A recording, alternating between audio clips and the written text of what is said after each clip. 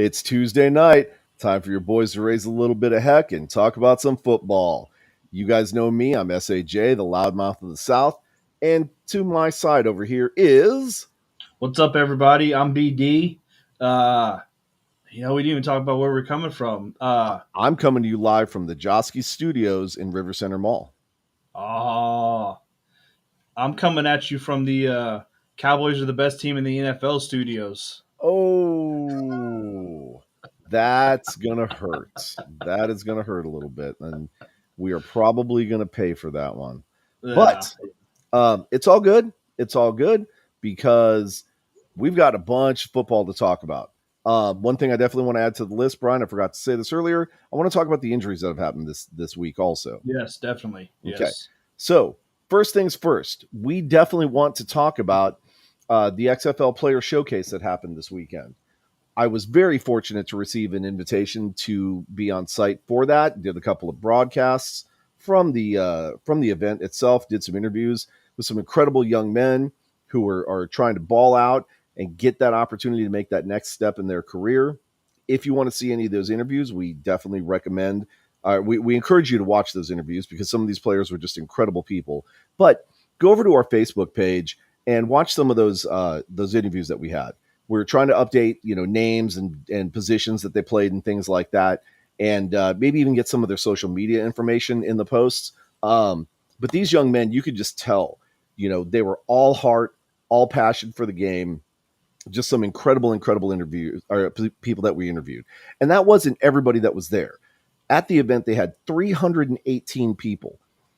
So much so that they had 300 jerseys and 318 people, right? So they had to get creative and use some, special duct tape methods to create jerseys for people, right? It was a phenomenal experience. Orlando itself, I'd love to tell you it's a lovely city. I know the Guardians fans that we hung out with, specifically Deuce Dosage and his wonderful wife. Shout out to Deuce Dosage and his wonderful wife. The fans were great. There were a couple of other guys there from the Player 54 podcast. And, of course, Battlehawk 1 was there. Brahma Babe was there. And our own homeless rig rocker was there. P.S. If you're looking to adopt, somebody this holiday season, take a look at our wonderful friend Rig Rocker, who doesn't have an XFL team now. Possibly. He's looking for a wonderful home and wonderful team to be adopted by. And you know what he's capable of as far as, bringing the energy as a super fan. So maybe reach out to him. Let him know how much he's loved. Let him know how much he would enjoy being part of your team. And let's just keep this whole thing going. Hashtag Rig Rocker needs love too. For only $1 a day, you too can adopt your very own XFL superfan. Yes.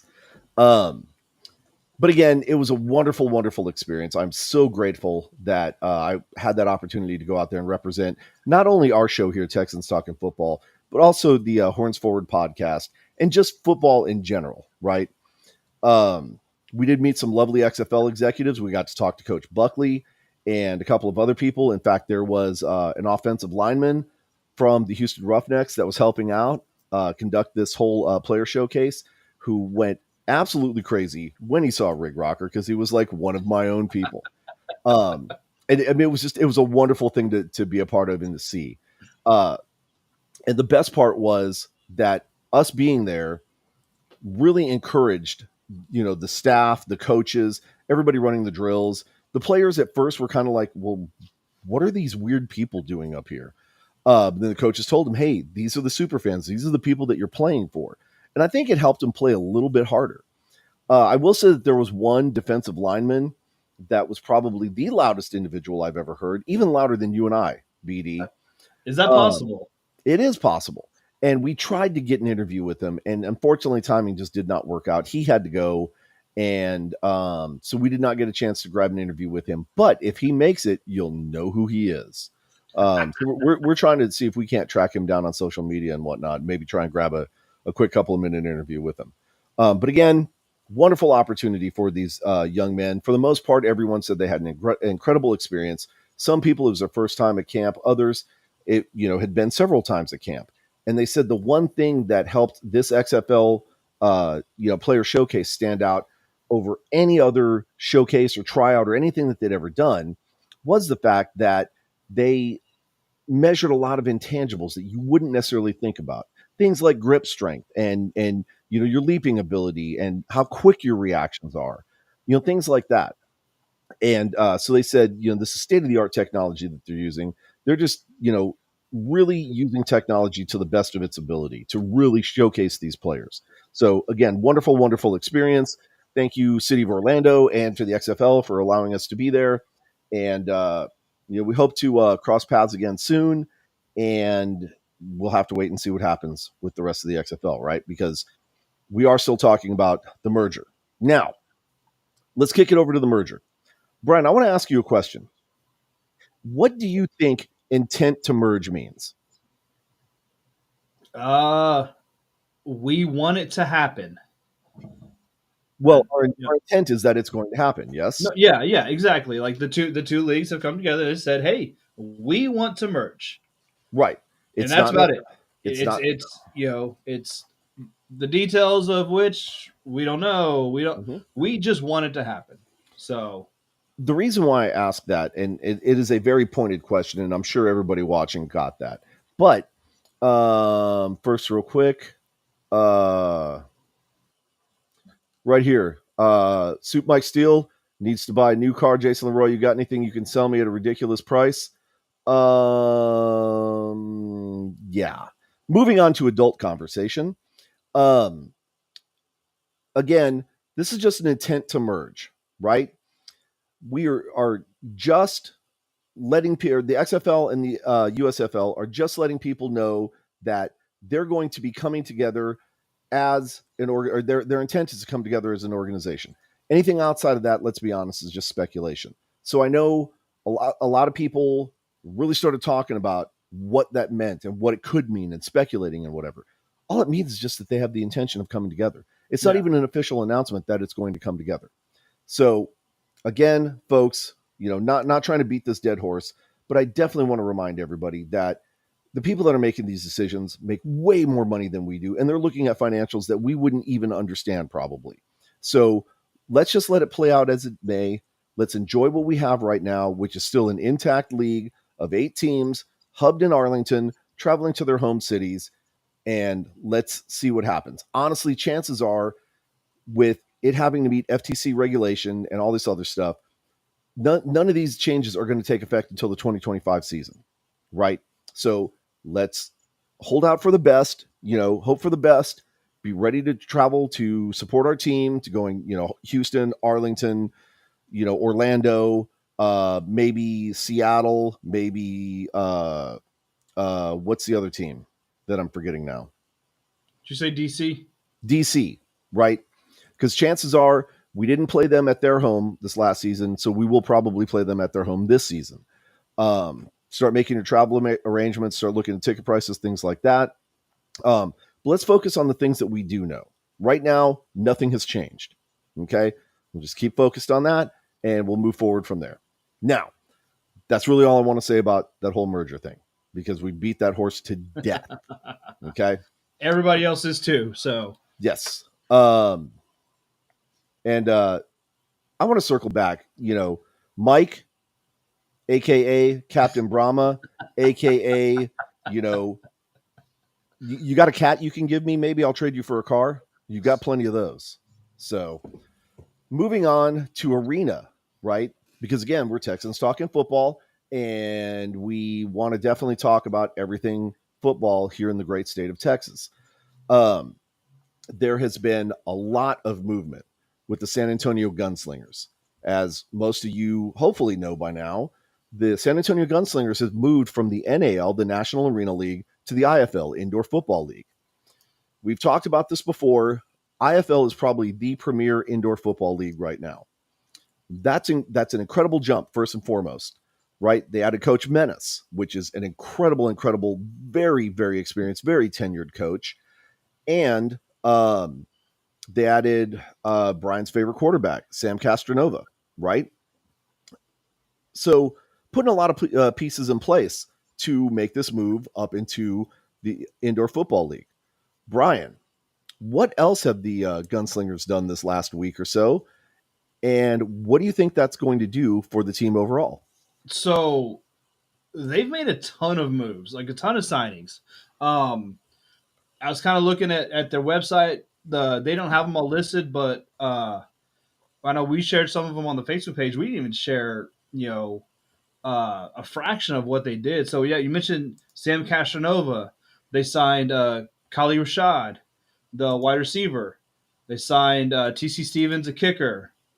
Uh, three big offensive linemen: Cornelius Lewis, Isaiah Hardy, McQuail Harvey, Anthony Cruz, another wide receiver.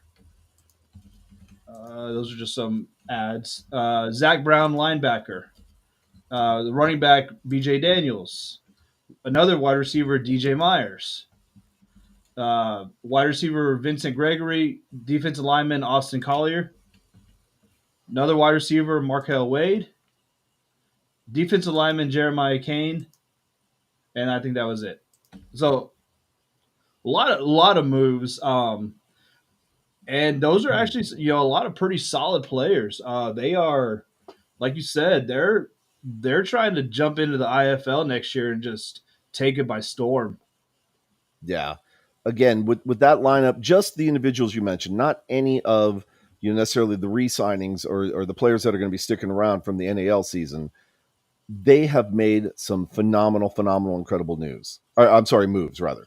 Yeah. And ironically enough, we actually even talked to a gentleman at the XFL Combine who has experience with some of our players here in San Antonio that are on the Gunslingers roster. So maybe if he doesn't make it in the XFL, there may be an opportunity for him to come down here and play in San Antonio with the San Antonio Gunslingers. And that camaraderie, that fellowship with somebody that you've played with before, that chemistry, if you will, makes a huge difference on the field, right? So San Antonio is really stacking the deck in their favor. Absolutely. I'm not going to go out on a limb and say, hey man, they're going to win everything. Because there's no way for us to know that. We don't know what half the other teams are doing right now. I know Frisco Fighters re-signed one of their star players. The Sugar Skulls re-signed one of theirs as well. But they're making some serious moves. What's up, Jackie? Horns forward. Let's go. Hey, Jackie. Real quick shout out to the Flexin Texan, Luke. We got you, baby. What's up? But again, just looking at the moves that San Antonio has made, they are 100% serious and 100% committed to taking on the IFL, bringing the extra competition.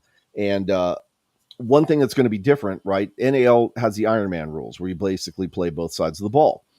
In the IFL, you don't have to worry about that. So you're going to have to get other players to help cover those positions. Well, Coach Menace knows what he's doing. He is putting those pieces in place, and I really think we're going to have a very competitive team in the IFL this next season, and I'm looking forward to it. And better broadcasts, right? Jackie's comment is going to be a perfect segue into this next section. But first, we want to talk about the AFL real quick. AFL, old school arena football. It's one of the original grandfathers. It's finally coming back. We've talked about it before that a lot of information that we're getting is, kind of speculation or whatever.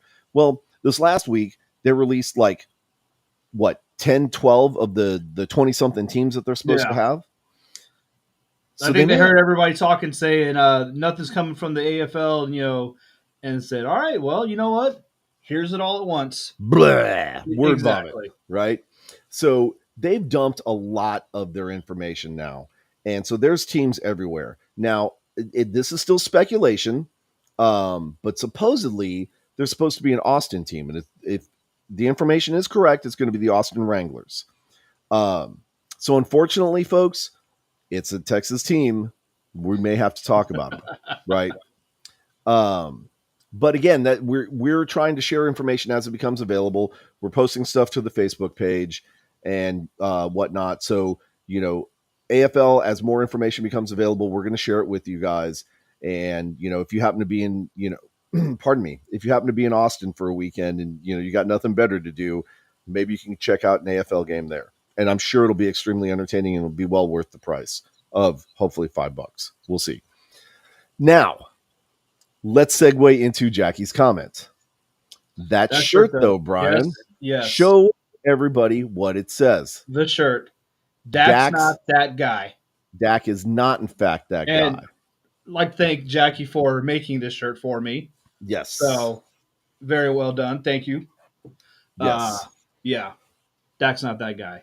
And Jackie, I may actually have to ask you to make a shirt for me also with Jordan Love. What's up, Rig?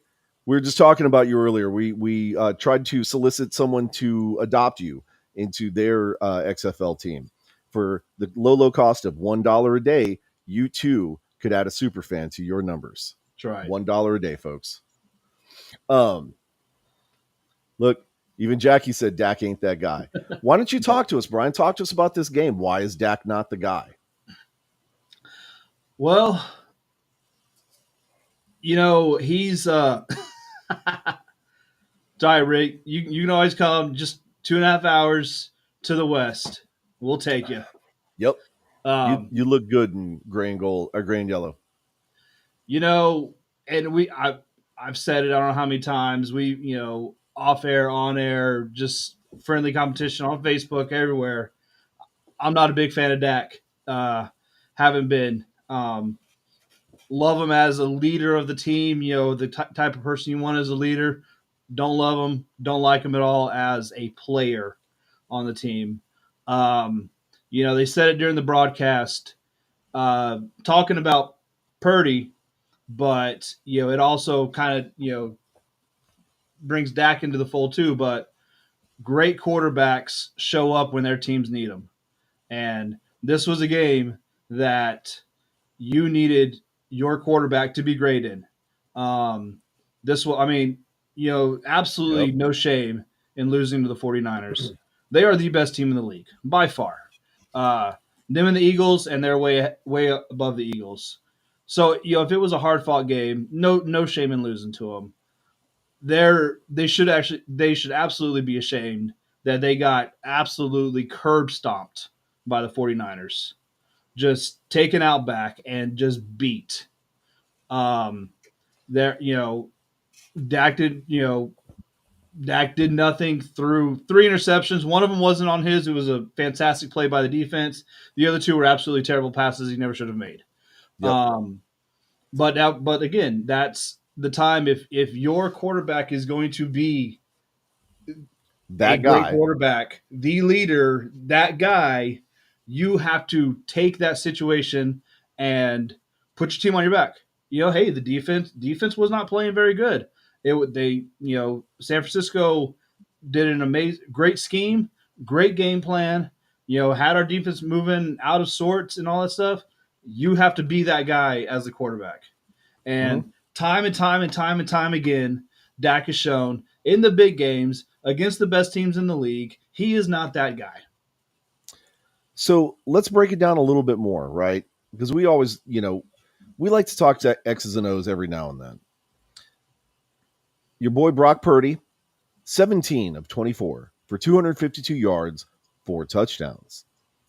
Sam Darnold, 1 of 1 for 1 yard. Okay. Which I don't know why you're giving Sam Darnold the ball anyways to throw, but whatever. No, they just Okay. they pulled Brock, midway through the fourth quarter, just like the Cowboys pulled Dak, Yeah. put Yeah. Rush in.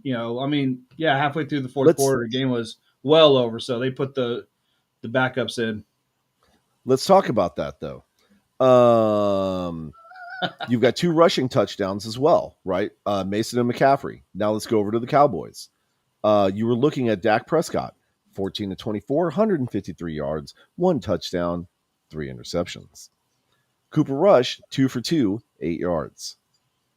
No rushing touchdowns, Nope. no celebratory dances, no defense, no anything. Now, I would like to say, pardon me, the Cowboys' defense was definitely off, but you're also facing the most powerful offense in the league. Absolutely. And so it's going to be really hard for you guys to kind of, beat that kind of intensity. So I think in this situation, there's definitely no shame in losing to arguably the best team in the NFL, or at least the NFC right now, right? Yeah. But put up a fight, right? Yeah, absolutely. Make it And a game. make We put a talked pin in about that. this. Do what? I was going to say, put a pin in what I said, put up a fight, put a pin in that because we're going to circle back to that in just a little bit. But at least, we talked about, a few weeks ago.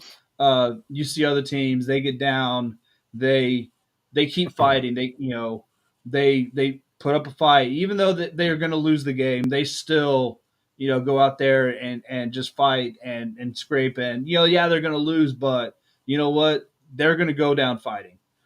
That Mm-hmm. didn't happen. It didn't happen to the Cowboys. They got punched in the mouth and they retreated. You know, Yep. so. So Jackie said she turned the game off and watched a scary movie over Dak ruining her team. If you really wanted to watch something scary, watch the Cowboys game from beginning to end. That probably would have been much scarier and much more disappointing. Although, most of the horror movies, at least one or two of the heroes do survive. And so there's always kind of a happy ending at the end, right? So there was no happy ending in Dallas. No. And on that note, let's talk about some other not happy endings. Speaking of Monday night. quarterbacks that suck, Jason. Monday night was an absolute travesty to the legend that was Green Bay, right?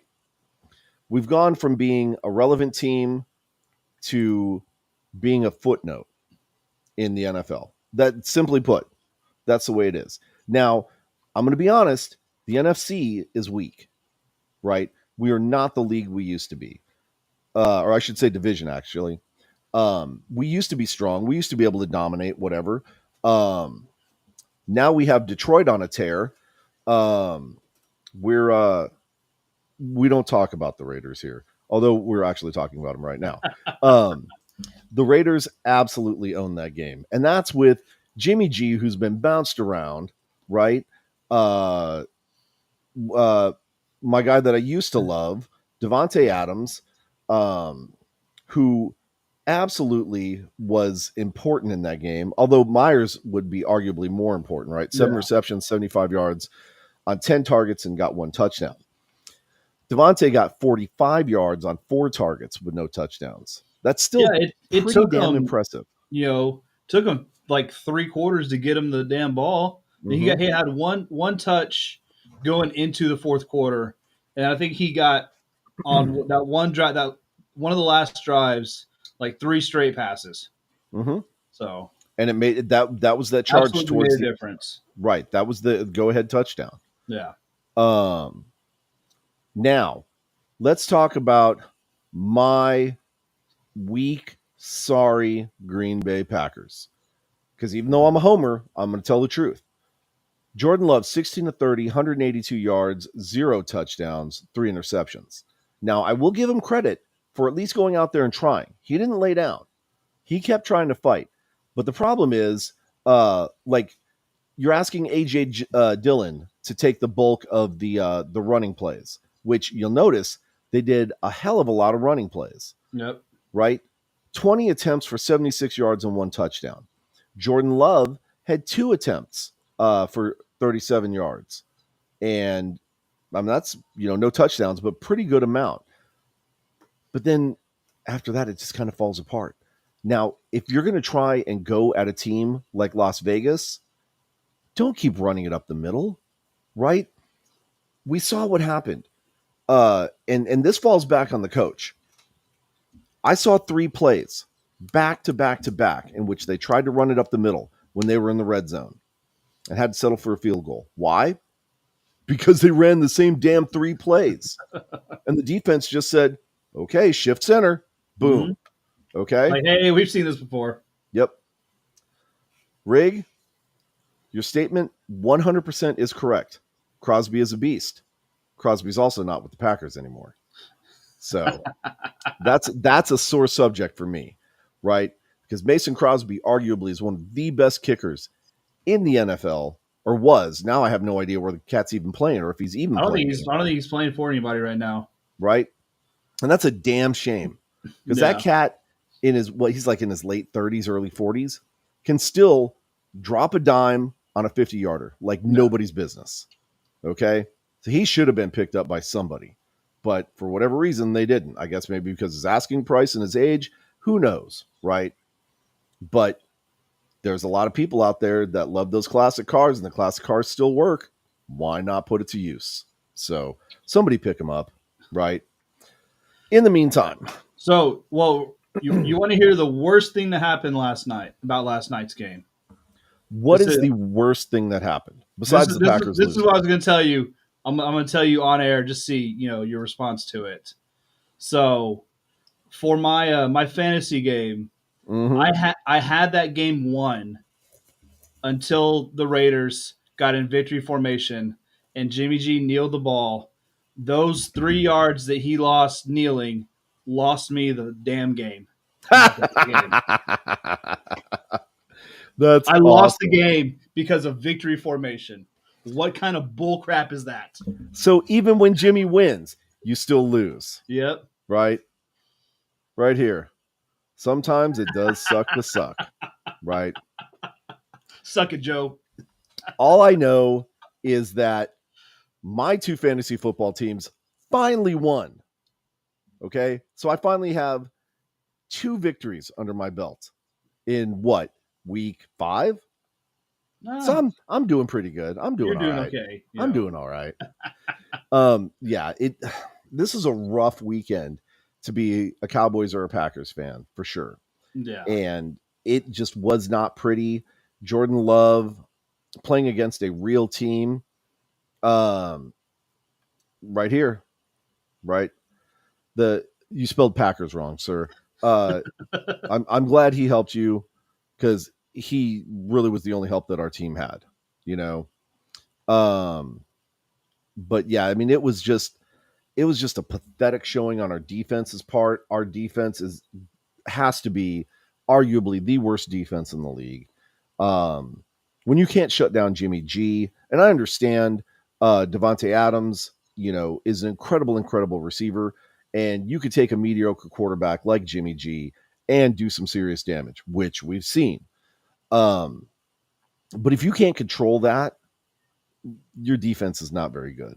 So that's what happened to us. We got our behinds handed to us, and rightfully so, right? A 1-3 team beating up on a 2-2 team, we ain't that good. And this is not going to be a good season. So I guess it would be fair to say that the season of love is officially over.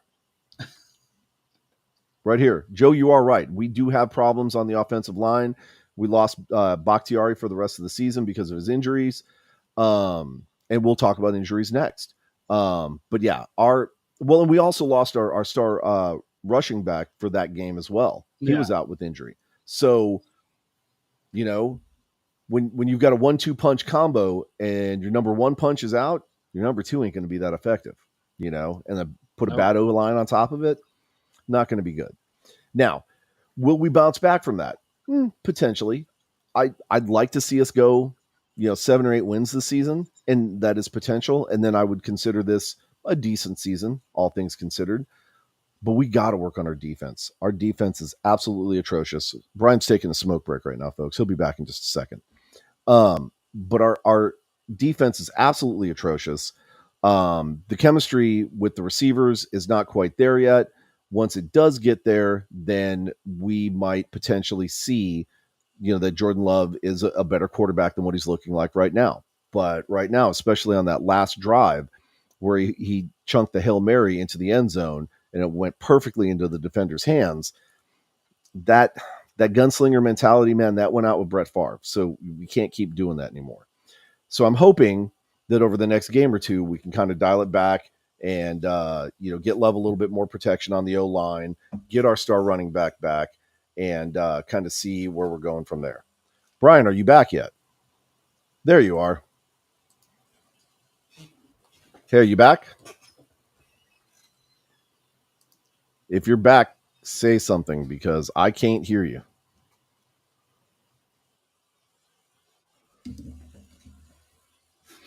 Okay, Brian's having some internet connection issues. Hopefully he can get that figured out and get back to us shortly. But in the meantime, definitely wanted to talk about some of the NFL injuries. All right, I think I'm back. Brian, you are back. Yeah, your signal is getting a little bit weak, bro. Yeah, sorry. So, Google Fiber's letting me down today. What the hell's going on? Google Fiber must be nice. It is, actually. Most of the time it's nice. Apparently not tonight. Not tonight, but that's okay. So we just finished talking about, I finished talking about the Packers and their woes and what they need to do to fix them. Let's talk about the NFL injuries this week. Yeah, there were. Couple big ones. Both. The biggest ones are in the were in the Vikings Chiefs game. You had Kelsey go down with his ankle on a non-contact injury, and then you had Jefferson slip go down. Now he's on the IR. Yeah, both of them were non-contact injuries, which is just going to absolutely light the fire under the. We need to get rid of the turf crowd. Yeah. So, how do you feel about that? I think we talked about it last time. I'm not the one playing on this field, so if the players don't want turf, then they should get rid of the turf. That's pretty much Mhm. where I'm standing on it. I'll side with the people that are actually playing on it. And I don't necessarily disagree. Um, I think as more and more the sorry, I was reading comment from Joe. Um, I think as more and more key players start coming up injured, this is going to become a bigger and bigger deal. We've already heard that Bakhtiari absolutely will not play. Yep. Said, he'll face the fines. He doesn't care. He's not going to play on artificial turf anymore. Um, and that's, I think, what has started this whole thing. But again, Travis Kelsey getting hurt. What's his name? Justin Jefferson Yep. now getting hurt. All these key players coming up lame because of these, issues on turf. I mean, there could be you easily have a good argument here for that. Um, I would love to see what people like Minnesota and Detroit and a lot of these indoor stadiums, what they're going to do to retrofit. Dallas, for example. How are they going to retrofit their stadiums to put grass in them? Now, Dallas should be okay because they've got that big, huge sunroof, Yeah. right? And Arizona, right? The quintessential invention, motorized field. Roll it out during the day so it gets a nice, sun, water, grass keeps growing, you mow it, blah, blah, blah. Roll it back in at night so it can't get messed up. Yep. That would be perfect. I don't know that everybody can do that though. So it's going to be interesting to see how the rest of the teams around the league respond to that if they actually do go to grass. Like, is there going to be a 5-year plan where they start phasing out the turf and figuring out how to put grass in these locations, or what? Or are they just going to try and get it done overnight? So, but I do think that that's extremely important to talk about and to keep in mind. Again, because key players are starting to get hurt now, especially in larger bunches than what Mm-hmm. they have in the past. And so I would love to see what the players union is going to say about this and how they're going to back the players up on it. But that's something for another time. What I do want to talk about next is college week. So, Brian, how did your Aggies do this weekend? We lost to Alabama. Mm-hmm. Only lost by 6, Mm-hmm. but we had every opportunity to win that game. And I will say that the announcers absolutely jinxed the Aggies for that game, two different times. Very first series of the game, they said it a couple times that in every other game this season, Aggies have scored on both of their first two series. So of course, what do they do? The first series, they turn the ball over on downs, which they should have kicked a field goal. I think that was a poor coaching decision. But yeah, so the announcers jinxed them on that, and then uh, Aggies had the lead at halftime by 7 points, Mm-hmm. and the announcers had to go and say, since the Aggies have joined the SEC, whoever has been leading during the half had won the game. So of course they jinxed the Aggies again. Yep. So um, I will say though, I think one of the biggest mistakes was Jimbo Fisher at the end of the first half. Alabama was going to punt the ball away with about a minute 30, about a minute 40 left in the game. Aggies had one timeout, two timeout, something like that. Fisher did not take a timeout. Let the clock run down. Aggies got the ball about 40 seconds left, and just kind of did a couple run plays and ended up kneeling it on like second, third down, something like that. Just Mhm. absolutely didn't try. They asked him about it going into halftime, and his answer was, "Well, we had the lead. We didn't want to make a mistake," uh, and that just tells me you don't trust your team. You Mhm. don't trust your quarterback, your offense to go out there and get a score. I mean, it's a minute 40 in college is forever. You know, clock stops on the first down, all that stuff. You can get set up, spike the ball. You've got no issues with time. Taking the ball 70, 80 yards in a minute 40. So I think just that's an absolute lack of trust that Fisher has on his team, and I think that's one of the reasons that they lost that game. Yeah. Now, and I will say for the rest of the league, um, all of the ranked teams or the higher ranked teams all won this week, except except Oklahoma did beat Texas 34-30. And by the way, I did watch a lot of your A&M game. You are right. They did have every opportunity to put it Oh, away. absolutely. And for whatever reason, just couldn't convert. Kind of like with Texas. Hmm. Texas was battling the whole time. Texas, I think, in fact, had the lead at one time. They And did until like what 4 seconds left in the game or something like that. yeah, they just could not keep Oklahoma out of the end zone. And so they struggled with them all game long on defense. And it was, as a Texan, it kind of stinks seeing an Oklahoma team win. But they obviously were a little bit better, a little bit hungrier, and just overall wanted it more than what Texas did because Texas should have put that game away, right? They Shut up. But you definitely know were what? not. That was a damn good game. I mean, really, It that was was, on it was before the A&M game, so I was watching that. right, Um, but Texas did not play up to the ranking for sure, no, and no, they so did not. I mean, they had some big turnovers to start the game. mhm. Oklahoma jumped out, to a lead, and I mean, Texas came back, and they said they took the lead until that last second touchdown by OU. But that's just one of those good old hard fought games that you love seeing. Yep. There was another hard fought game, and we actually watched this one in Orlando. Shout out to Brahma Babe, who I got to watch the game with, along with Ballhawk One and Rig Rocker and Deuce and his wife.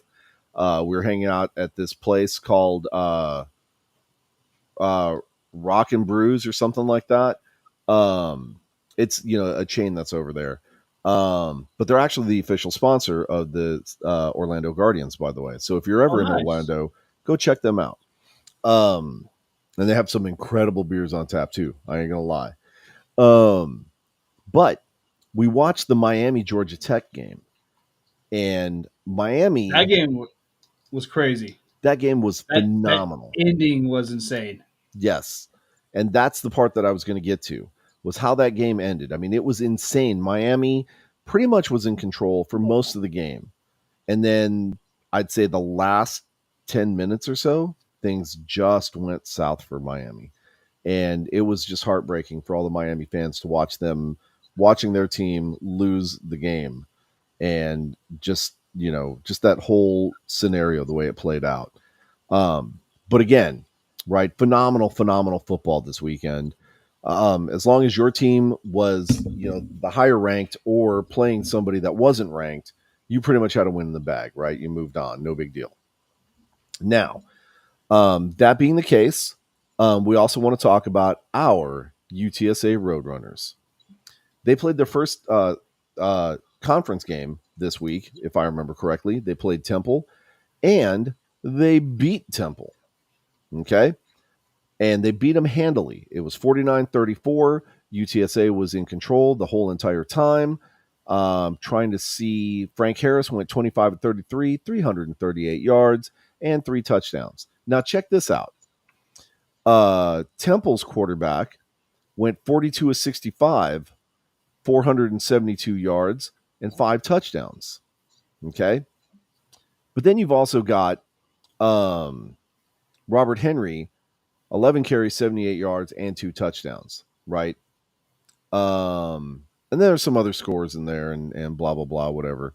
But UTSA definitely, definitely, after the first quarter, took control of that game and then just ran with it and did not back off. So, You say ran with it. You mean that literally? I mean, looking at yeah. the stats here, 157 rushing yards, 4 touchdowns. hmm Yeah, absolutely killed it, right? Yeah, So I'm very excited for the way the season is going for the UTSA Roadrunners, especially after two very difficult games. Not necessarily heartbreaking games because they kind of knew that they were going to lose. Um, but I was hoping they would put up a little bit better showing against Tennessee. And I know they played their hearts out, but I think Harris was not available for that game, and there was no point in him playing. I mean, if he's, 85%, there's no point in putting him in a game against Tennessee when you know you're probably not going to win anyways. Why no, risk it? And then the Army game, we did better than what I thought we were going to do. So, again, two good games to gauge just how good your team is. But now, 1, 2, 3, 4, 5, 6, 7. You've got 7 games left for the UTSA schedule, and they should all be conference games. UTSA could essentially run the table here and completely dominate the AAC their first year in, which could make a very good argument for them making a move in the next 2 or 3 years to the Big 12, right? I mean, they're going to be looking for solid teams in the yeah. Big 12. Why not UTSA? I mean, you're taking UT out and putting him in the SEC. Why not plug him in with another Texas team? It only makes sense. So Lose one UT, gain one UT. yeah. So there you go. And actually, you know what? I am incorrect. I believe Houston is actually in the AAC also. Um, and so they've already won that game. So, or I'm sorry, they lost that game. But No, they're Houston's not because UTSA is 1-0 in the AAC after okay, the win against Temple. okay, So well that's even better then, yeah, right? Because then that means again they could just clean house for the rest of the conference games here, and wind up winning it all.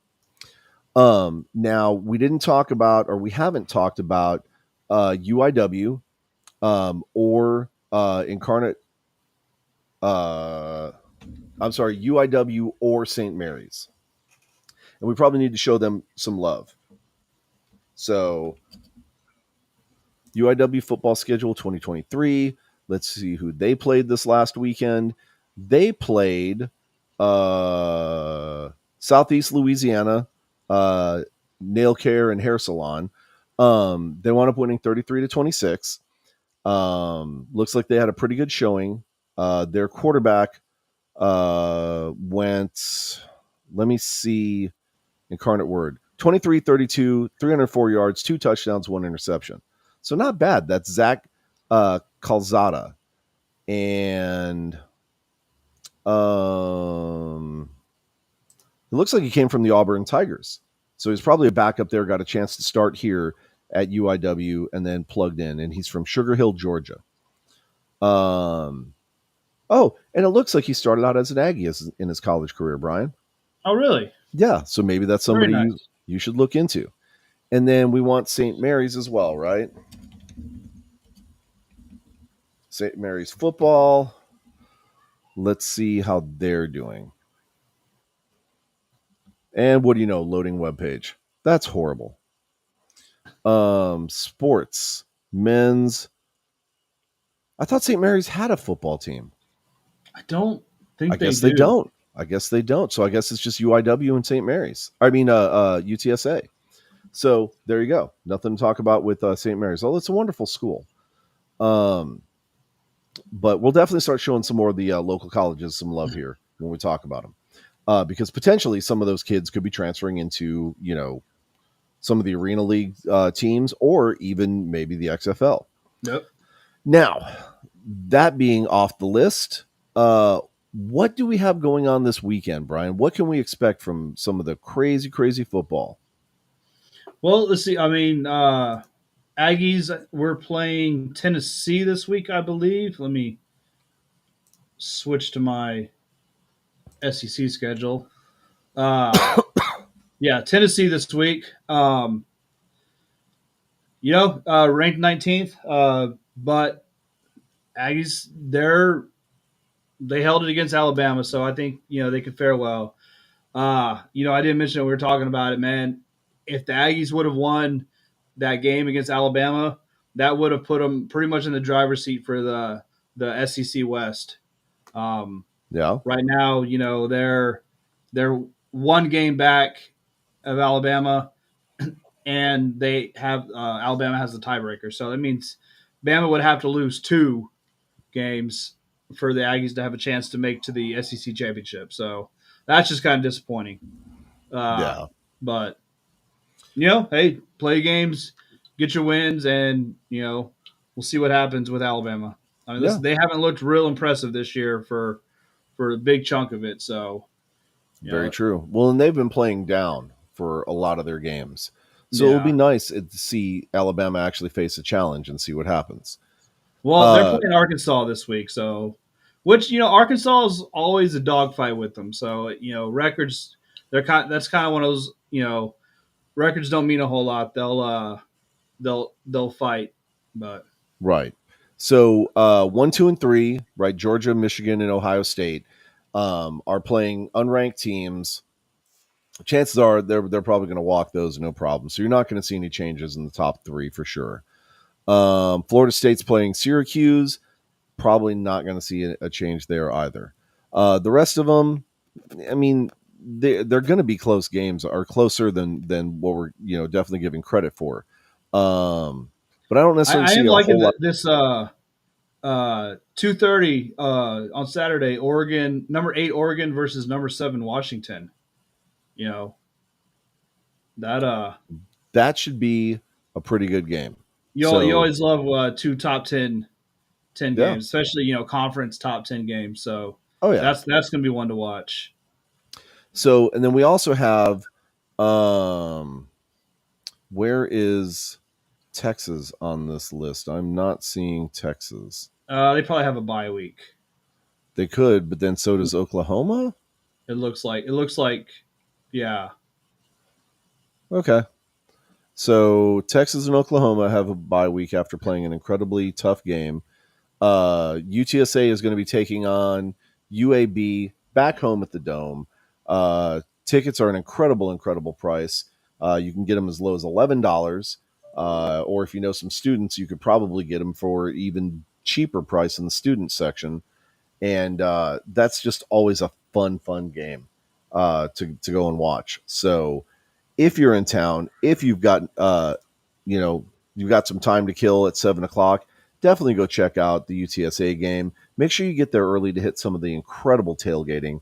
Those people tailgate probably arguably just as hard as what we did as XFL fans, and a great time can be had by all, Oh right? yeah. And a lot of the same attitude and same vibe where where you're there, everybody's family, everybody's going to share with you.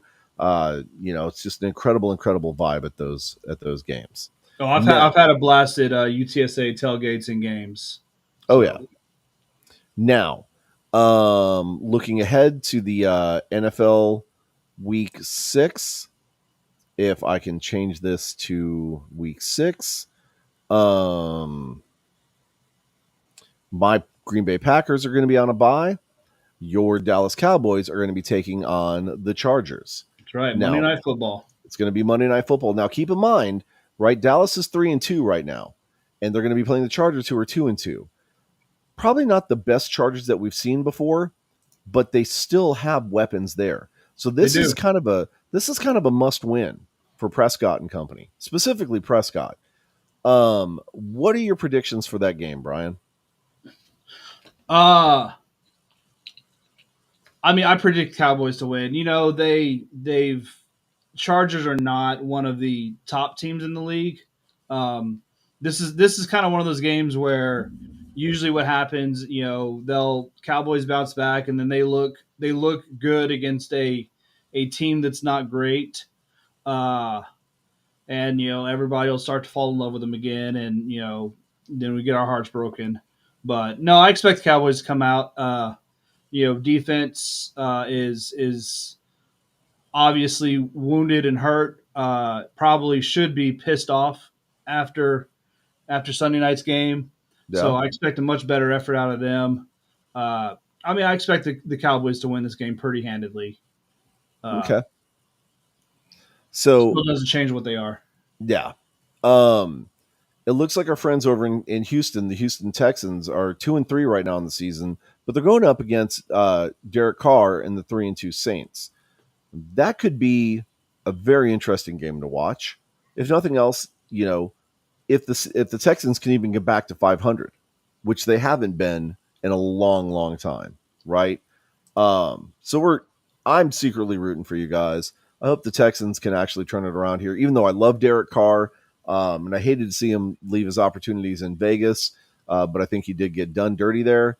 And let's see what you got, Texans. Let's see if you can actually pull it out. Have you had Um, much of a chance to watch the Texans quarterback, the rookie quarterback, CJ Stroud? I have heard he has been doing phenomenal Dude, things with that team. he's been damn good. I mean, it's been actually pretty impressive for what Texas has, and lacking in a lot of other positions. Hmm. What he's been able to do with the team has been really really impressive. So definitely like kudos to him. So Well, we're definitely rooting for that young man because we want to see him do well. And one more shot I'm going to go ahead and take. Hey, Captain Brahma, aka Soup Mike Steele, aka Mike. Your Panthers are 0-5, bro. What's up? What's up? Right? Let the adults finish talking. So, moving on to our last thing to talk about. The the events that we're going to be having come up, right? So on what is it? October 26th, the San Antonio XFL Brahmas fan page and the Horns Forward podcast, along with, Texans Talking Football, going to sneak in the back door there. The Horns Forward and the SA Brahmas fan page are putting together a trunk or treat out at Josabi's in Helotes. If you guys are in the area, bring your little ones down, have them come to, the event there. We're going to have a not scary haunted house, yeah, basically just an opportunity for the kids to come in and take pictures with all the super fans that are going to be there. We're going to have candy. We're going to have all kinds of fun stuff for the kids. Pardon me. So come on out, come check that out. There should be bulletins posted on the Brahmas fan page and on the Horns Forward page, and we'll share it to our page as well. And then there's another event going on in November. November. It's yep, called Brahmas Giving. There should be details coming out about that, but it's an opportunity for all the Brahmas fans to get together and celebrate because we haven't seen you guys in a while. And again, this is being put on by Horns Forward and the XFL fan or Brahmas fan page rather.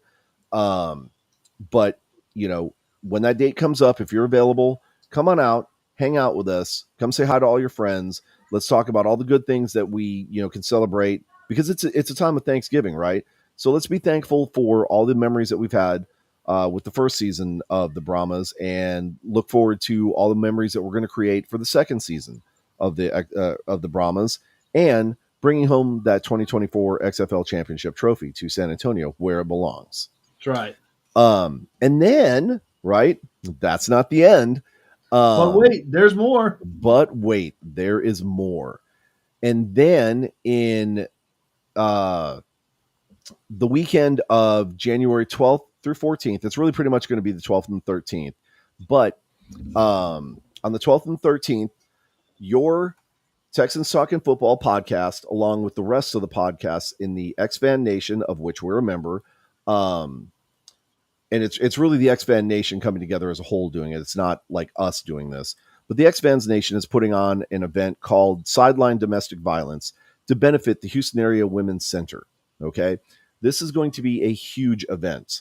We want to make sure that if you are in the Houston area or close to the Houston area, that you go to Houston that weekend and go to the R&R bar.